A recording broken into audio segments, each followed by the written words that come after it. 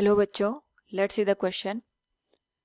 The image of moon is focused by converging lens of focal length 50 cm on a plane screen.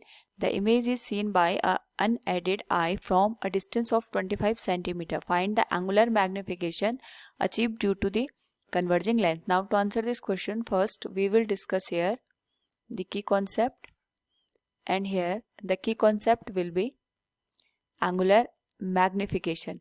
Now जो हमारे पास यहाँ पे angular magnification होता है, it is the ratio of angle beta with respect to alpha.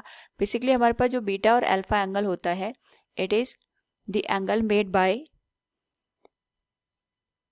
The object when it is placed its original distance. यानी अगर हम अज्यूम करें ये हमारे पास कोई कन्वर्जिंग लेंस है, इसमें हमने यहाँ पे कोई ऑब्जेक्ट रखा है और हम यहाँ पे ऑब्जेक्ट की पोजीशन कंसिडर करें between focus and optical centre.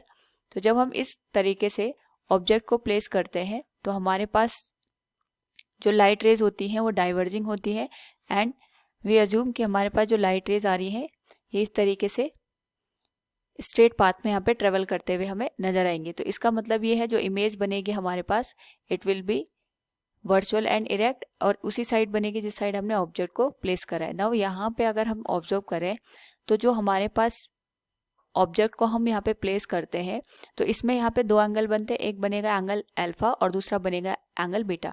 तो alpha is the angle made by the image at the optical centre. जो हमारे पास इमेज बनती है वो ऑप्टिकल सेंटर पे कितने का एंगल बना रही है, वो अल्फा के बराबर होता है. और यहाँ पे जो बीटा एंगल होता है ये हम तब फाइंड आउट करते हैं जब हम ऑब्जेक्ट को उठा के यहाँ पे इमेज की पोजीशन पे, या हम कह सकते हैं डिस्टिंक्ट डिस्टेंस की पोजीशन पे प्लेस करते हैं. उस पर्टिकुलर केस में यहाँ पे जो एंगल फॉर्म होता है उसे हम यहाँ पे बीटा का नाम देते हैं. यानी बीटा एंगल हमारे पास तब बनेगा जब हम ऑब्जेक्ट को उठा के इमेज की पोजिशन पे रखते हैं, यानी जहाँ पे हम इमेज को क्लियरली देख सकते हैं at a distance of 25 centimetre. तो इन दोनों एंगल का जो रेशियो होता है it is known as angular magnification.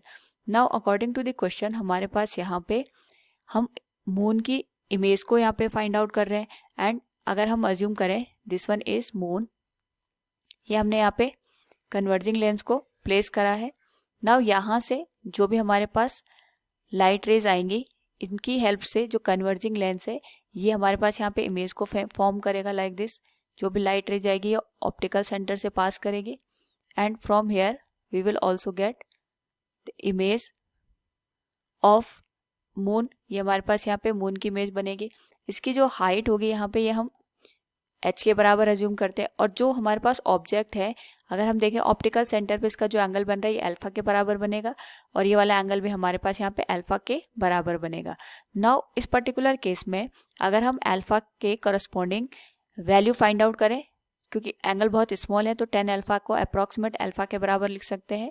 This will B perpendicular distance that is h divided bye, ये हो जाएगा distance of the image. Now यहाँ पे अगर हम ऑब्जर्व करें इस कन्वर्जिंग लेंस के लिए तो हमने जो मून की पोजीशन रखी है वो इन्फिनिटी पे रखी है, यानी u की वैल्यू हमारे पास इन्फिनिटी हो जाएगी. और अगर हम ऑब्जेक्ट को इन्फिनिटी पे रखते हैं इसका मतलब जो इमेज बनती है हमारे पास वो फोकस पे जाके बनती है. तो इस केस में जो v की वैल्यू होगी वो f के बराबर हो जाएगी. So from here we can write alpha will be h upon f. This will be equation number first. Similarly हम यहाँ पे एंगल बीटा की वैल्यू फाइंड आउट करेंगे, एंड ये हम पहले भी डिस्कस कर चुके हैं कि हमारे पास जो एंगल बीटा होता है ये वो एंगल होता है जब हम ऑब्जेक्ट को उठा करके यहाँ पे डिस्टिंक्ट डिस्टेंस की पोजीशन पे प्लेस कर देते हैं. यानी इस पर्टिकुलर केस में अगर हम बीटा की वैल्यू को फाइंड आउट करेंगे तो इसके लिए जो हमारे पास इमेज की हाइट आएगी दैट विल बी h, और जो यहाँ पे हमारे पास डिस्टेंस आएगी, जैसे हमने यहाँ पे v को लिखा है तो v को रिप्लेस करके हम यहाँ पे d के बराबर रख देंगे. This will be equation number second. So we can say जो हमारे पास एंगुलर मैग्निफिकेशन होगा, angular magnification can be written as beta divided by alpha के. तो हम यहाँ पे दोनों इक्वेशन को डिवाइड करेंगे, and this can be written as capital M equals h divided by d, और अल्फा की वैल्यू हो जाएगी h डिवाइडेड बाय f के. So from here we can find out the value of m. It will be h by d cross f by h. h से h cancel हो जाएगा. So जो angular magnification की value है that will be F by D. जो focus हमारे पास यहाँ पे दे रखा है it is of the 50 centimetre और डी की वैल्यू हो जाएगी 25 सेंटीमीटर के बराबर। तो जो एंगुलर मैग्निफिकेशन की वैल्यू होगी ये हो जाएगी 2। So from the given question we can say here find the angular magnification achieved due to the converging lengths. It will be 2. Hope all you understood it. Thank you and best of luck.